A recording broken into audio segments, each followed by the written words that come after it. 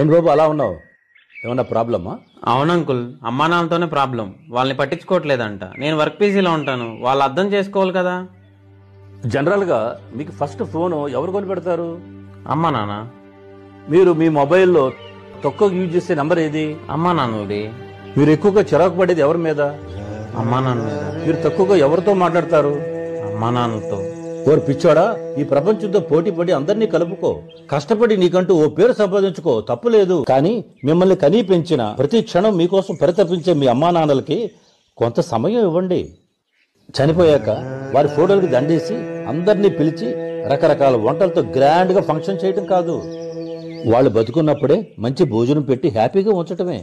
అప్పుడే వాళ్ళు మీకు ఇచ్చిన జన్మ సార్థకం. సర్లే బాబు, వెళ్ళొస్తా.